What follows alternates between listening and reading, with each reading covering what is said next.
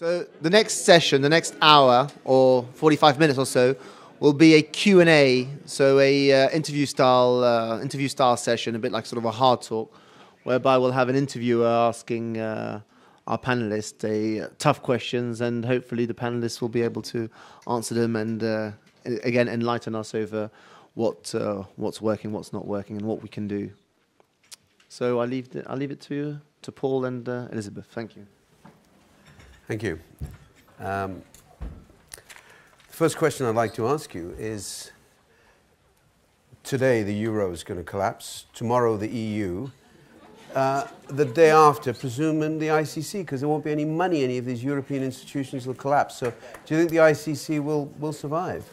Well, as someone who lives in Brussels, I really hope that the future you're predicting doesn't come to pass. But this issue of resources for the ICC is a very important one. And actually, the largest contributor to the ICC is Japan, so not a European country. But it's true that in those top contributors, they're mainly European Union countries. The ICC's budget this year is some 108 million euros. That's split between 122 countries. So no one country is really responsible for that much. And at the same time, because of the domestic economic circumstances in many countries, this group of five, Japan, the UK, France, Germany, and Italy, have banded together and have been insisting that the court have no growth in its budget. And that has tremendous consequences for the court that we all aspire to. I was thinking the actual chaos, because the Dutch government has fallen recently. What I'm suggesting is, if you have the kind of problems that you're having in Greece, I mean, you could have African lawyers coming in to sort out the civil problems which are happening in Europe, because there could be complete chaos in Brussels. Well, it might surprise you that within the community of states parties, they meet every year in this annual session. And actually, in part because of these budgetary issues that some of the European countries have, African states and South American and Latin American states end up being the heroes, in my eyes, as somebody who's pushing for a court that has the resources it needs to live up to this mandate. It's oftentimes those countries that are saying, look, you need to have the resources so you can do effective outreach, so you can make sure that people in Goma, in Bunia, in Gulu, so that they know what's happening at the ICC. That's sometimes not something that's obvious to European countries. So actually, in a way, if I had my druthers, I'd be quite happy to have the rest of the world community in control of the court's budget. Okay, so the ICC is going to survive. You mentioned budget. I was going to come on to this later, but you said the Japanese are providing most of the money. Does that mean it allows Japan to appoint judges who are not qualified? Because that's happened twice. Well, it's not that Japan is providing most of the money. They're the biggest contributor, but it's still a small amount. It's still divided between 122. But certainly the election of the judges is a highly political process, and it's one of the problems that the court and its countries really need to confront. You have, as you do with the election to other high officials of other international institutions, a lot of vote trading, a lot of, if we have a judge on the ICJ, maybe we'll give you an ICC judge, and so forth and so on. And that really has to stop, because this is a proper court. It's a criminal court. It needs judges who know what they're doing. It needs judges that can manage effectively, not just a prosecutor or a defense attorney, but also the legal representatives of victims. And it's a very hard job. These judges are wading through thousands of pages of disclosure, thousands of pages of victim applications. And unfortunately, I don't think the penny has dropped yet for states parties. They're treating the election of ICC judges the way they might treat other political decisions. And they need to really appreciate that what this court needs at this moment is highly qualified experts and practitioners in criminal law. I know you criticized this, but the case of two judges, both Japanese, who are not even lawyers, isn't that embarrassing to have judges who are not even lawyers? Is it something you should be more critical of and focus on what's happening in the center, the locus of these issues, rather than Africa? Well, we haven't criticized actually the election of particular judges. We very rarely have taken a position on one judge or the other. What we've said is that the criteria that's in the Rome Statute need to be looked at, but that's not the end-all, be-all. And that criteria would permit somebody who's, say, an academic lawyer, but not a practitioner, an expert in international law, but not international criminal law, to be elected. There's a system of two different kinds of judges who can be elected to the ICC. What we've been trying to say is, yes, that's what's in the statute, but it's not enough if you look at the last 9 years and the day-to-day operations of the court. what the court needs at this point in time are judges that are willing to roll up their sleeves and get down to work. And I think past experience and past practice is what's going to make that more or less likely when it comes to what a judge does once they're sitting on the ICC's bench. So you're opposed to the idea of not having judges who are not qualified lawyers. It seems to me strange. So you oppose that? Well, what we're saying is that what the court needs at this particular moment in its history, when it's got now 3 trials, 1 trial finished, 2 trials underway, are a majority of judges on the bench that have that very practical experience of managing the courtroom. So academic training is not really relevant? It could be relevant, and there's an appeals chamber, and you have 18 So I'm not judges. making a personal attack on you, but No, I mean, no. it's not very relevant, is it? No, The real life activity in Well, court. it might be relevant to the overall activity of the court. You have an appeals chamber. There has to be coherence brought about between different approaches that have been taken by different chambers.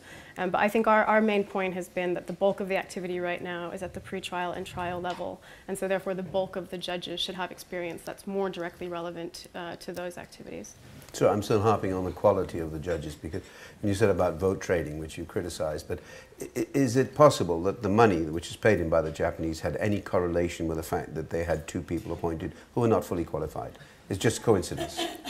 Well, I think it's probably common sense that there are some states within the Assembly of States parties that have more influence than others. So I don't think it's a direct, we pay money, we get a judge. I don't think there's that direct relationship. But in terms of being able to marshal the diplomatic efforts that unfortunately are necessary to get a judge elected, I don't think anybody would sit here and tell you it's not political. I think actually solving that, preventing vote trading, is a very uphill battle.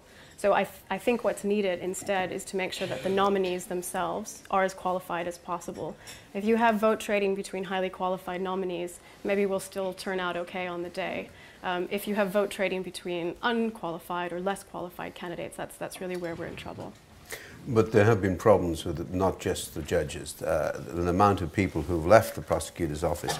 If I can find a quote from one of your people from Human Rights Watch, who actually, Richard Dicker, who's the International Justice Program Director, is that correct? He's my boss. He's your boss? I thought he might be. I thought he might be. Actually, he does speak very highly of you, actually. He's been, yeah. But he warned that with many of the court's top staff leaving in recent years, that the ICC, and I quote, runs the risk of being unable to meet the rigorous demands of investigations. That's true, is it? That's what you think, or your boss thinks? Yes. So you presumably think the same? Well, sometimes we differ, but on this well, this is important. I mean, do you differ or not? No, don't differ. So you're in agreement on this, okay. And you have complained to the ICC about so many people leaving because of the mismanagement, arrogance and mismanagement of Mr. Ocampo. That is true? That's true. Now, you sent a secret letter to the ICC. Why was it secret? Well, there are a lot of different ways to do advocacy. There are a lot of different ways to be effective in trying to bring about change. And on this issue and on other issues, sometimes we've found it's more effective to try to go directly. This is true of governments as well. We do a lot of public advocacy. We also do private advocacy. So our theory of change, if you will, with this Office of the Prosecutor has been oftentimes we've been more effective if we raise those concerns first privately. And then if we don't feel that they've been addressed, we might take the decision to go public. I think the letter you're referring to has been leaked. And I think we have that in our minds when we write these letters. We can't presume that they will always remain confidential. But in terms of trying to have influence and actually trying to bring about change, sometimes with not just with the ICC, but with government officials, with other decision makers. But with respect, you're not working for MI6. I mean, you're sending these secret letters, and you seem to like the fact that people like me get a leaked copy. Your organisation stands for transparency, so why can't you be public about your criticisms? We have been very public about our criticisms. In fact, I think we're not the most popular people on the block at the moment with this particular Office of the Prosecutor. And that's okay. We're not doing it in order to be unpopular. We're not doing it to just stir up controversy and trouble. We're doing it because we have a particular vision for this court We believe very strongly in its mandate. And we think that over the last 9 years, there's been good, strong work done, but there have also been mistakes made. So in the past year, for example, we've issued 2 long reports about the Office of the Prosecutor's strategies when it comes to case selection, how it's handled the preliminary examinations that have been referred to earlier today. So we have been quite public. I think it's a matter of choosing your tools. And I don't think there's a need to be defensive about it. I mean, we're trying to bring about change, and sometimes that can be most effectively done when you approach decision makers initially privately, but we certainly haven't censored ourselves from being public in our criticism either. But you have censored some of your criticism. Your boss doesn't like Mr. Ocampo, clearly, and you have sort of privately criticized but backpedaled on the sexual allegations which have hit the headlines of his behavior, particularly in Cape Town. Do you have a view on his personal behavior, lacking probity in a prosecutor? Well, I think first take issue with you that we... Alleged behavior, by the way. Sorry, in Cape Town. Well, I think I would take... Too many barristers in the room. No, but I think I just maybe a point of correction in terms of what we've said there about burnout of staff, and that having been a problem, and experienced investigators, for example, having left the office because of burnout. That we've said that quite publicly in a report that we did in 2008. So I'm not sure that it's the case that we're trying to hide the ball. In terms of those particular allegations, what we've said on that is that we don't know anything about the substance of the allegations, but they should be treated very seriously. And what concerned us was that it seemed, and eventually there was a decision along these lines from the ILO, that the person who raised these allegations was sacked. And yeah. that is what underscored our concerns about management. So all the top people leave the organization, you send secret letters, all these things are going on. Shouldn't you, in your position, actually say, look, you know, if this was a football team, the manager would have to go, even the England manager. But you seem to have sort of not pulled your fire a bit, you know, as far as Mr. Ocampo is concerned. Well, I don't think the prosecutor's record has been all bad, and I don't want to be heard to be saying that it has been. What's he achieved? What's his successes? Well, I think the first principles of the court, not just the prosecutor, but the first president, the first registrar, they have worked very hard to get the court up and running. You have a Rome statute that reflects a lot of different compromises between states, between different legal systems, and translating that into practice is not an easy feat. And so yes, we have almost 9 years of operations, and many people would cite that we have only one verdict. And I agree that's too long to have one verdict, and the pace of proceedings has to be accelerated. But you have a lot of very innovative aspects of this court which make it different from any other international tribunal when you're talking about victim participation, when you're talking about a pre-trial process and a trial process. So you're a believer. You believe in this. You say, I believe in the ICC. I do believe in the ICC, yes. So you're a true believer. But couldn't you say that your role, with respect, we're talking about appointing judges and quality, without being personal, but you could say Human Rights Watch, Amnesty International is a self-selecting middle-class, white, usually European or American elite. Although it appoints, third world nationals, we've got people working out there in Asia and Africa. But I mean, what gives you the right to make these sorts of judgments, which you do about all sorts of conflicts? Well, I think when it comes to the fight against impunity and the fight to hold those who commit the worst of the worst human rights crimes out there, I think we're in very good company. I think there is an emerging consensus that no longer should dictators be able to get away with oppressing their people, that they should be offered some sort of golden parachute and left off to some happy life in exile. So I feel confident that we're in very good company. I think that's not to say that the ICC is a perfect institution, and as I've indicated, quite a lot of my work actually for Human Rights Watch is trying to follow the court and trying to push its officials in the right direction. I think what Human Rights Watch did in Uganda was, you were saying, right, it's not just Kony and co, it's also Ugandan government and soldiers. I think you try to be balanced about that. And you criticized the Ugandan military's role of displacing people and putting them in camps and so forth. You criticize that, which is fair enough. But yet the same action of moving people in Darfur, you claim was a crime against humanity, but you don't say that in Uganda. Have I got that correct? Well, actually, in both situations, we had called on the ICC prosecutor to look closely at that conduct and to decide whether or not it falls within the ICC's jurisdiction. So far, in the Uganda situation, 7 years later, after the arrest warrants for the LRA's leadership have been issued, so far the prosecutor has really not clearly communicated whether there are prospects for charges. I think someone said earlier today that the ICC has washed its hands of Uganda. I don't share that view. There are still activities going on there. But at the same time, it is problematic that the investigation is theoretically open, but there's no clear communication that, no, we decided that wasn't a crime against humanity. The worst crimes took place before 2002. We don't have jurisdiction. It doesn't meet our gravity threshold. The fact that there hasn't been really an explanation for the absence of those charges has undermined perceptions of the court's independence, impartiality. I think it's complicated. Even the discussions at Juba in 2006, where you had arrest warrants only for one side of the table. But I wouldn't go so far as to say that we concluded that what happened in northern Uganda was a crime against humanity. What we're saying is, look, there are very serious allegations. There are jurisdictional limits. You need to examine all relevant allegations, regardless of who's accused of committing them, and then come up with your cases. Very articulate defense, but you, the unintended consequence, used the phrase, of the intercession by yourselves and the ICC was that the agreement between Kony and the government, which was going well, was suddenly, once you get an ICC indictment, he goes back to the bush and the war goes on. Now, isn't that a negative response? I know it's often raised, but would you agree it's negative? Well, actually, I think the Juba peace process, there are so many different ways that you can look at it.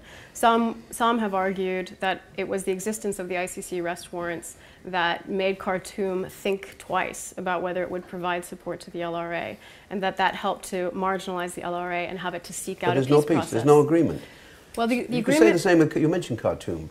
The fact is that the pressure on President Bashir, in fact, it's a negative consequence because he can't possibly he has to stay in power for life. It enhances his immunity. Is that what you wanted?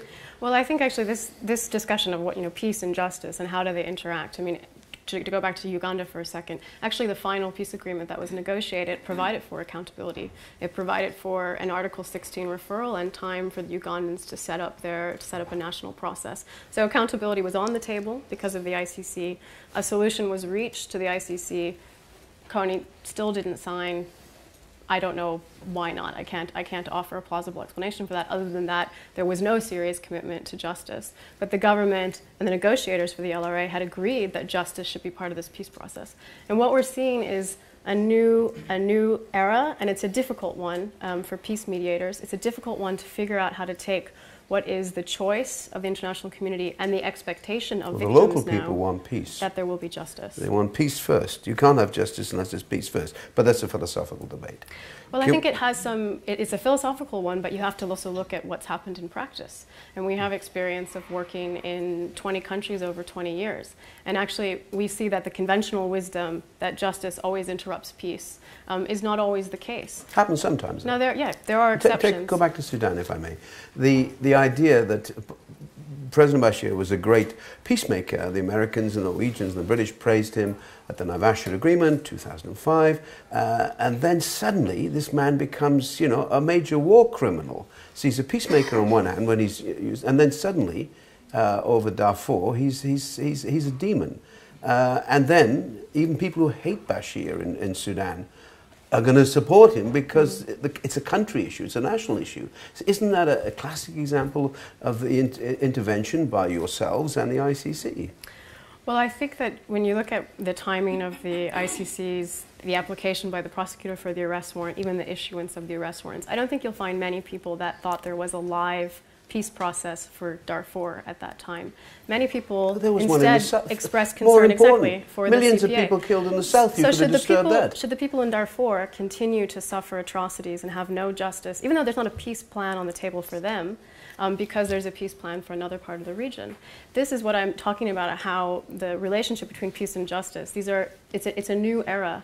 We're still seeing how they play out, but they play out in unexpected ways, in ways that then may privilege political expediency rather than a durable peace or rather than justice. And I think the best approach is to try to let them play out as the independent processes that they are, and have as much communication between peace mediator communities, the international justice community. You're talking about processes. I'm talking about people on the ground in Darfur, or as we speak now, in South Sudan. Because Ocampo's been accused, or Mr. Ocampo's been accused of bumper sticker popularity, and frankly, Human Rights Watch does the same. You know, Clooney, etc., and all getting involved in Darfur. Do we get to work with Clooney? Well, I don't know whether you have. Okay, something to look forward to. But it's this what's popular. And it seems to me that Mr. Ocampo often plays to what's popular, and as compared with what's often terribly bad. So in a sense, this involvement with Sudan, the first time indicting a sitting head of state, it has negative consequences, not only for North Sudan, but also for the peace process. And look what's happened. We look like we're going back to war. This is the longest war in Africa, and Africa's former biggest country. And you could argue that that is the unintended consequence of the intervention of the ICC and yourselves. Well, do you repent ever? Do you ever sometimes go on your knees and say, I'm sorry, God, I shouldn't have done that? To be serious about it, I think that these are difficult issues, and that if you're going to be advocating for justice, you have to take these kinds of criticisms very seriously. But I think you could go back even further. The scorched earth tactics that were used by Khartoum in the south were then replicated in Darfur. So had we had justice at an earlier point, there's no justice in the CPA. Could it have prevented some atrocities in Darfur? Depends how you want to tell the story and where you want to pick your point of view. I agree, though, that there can be legitimate tensions between peace processes and justice processes. The prosecutor has a few tools at his disposal in order to try to mitigate that. And I think it depends on having good, sound political appreciation of the situation. Good, sound political appreciation, okay. So Mr. Ocampo jumps into Libya. The cliche, or everybody in the pub or the taxi or the bus says, why not Mugabe? Mm-hmm. Why not Mr. Mugabe? I mean, he's been in power for 32 years. He's committed genocide. I appreciated this. Some of the genocide was before the Rome Treaty, but there's certainly been enough case in the last 10 years to nail Mr. Mugabe. Why not? Well, I would take a very current example. Why not Syria?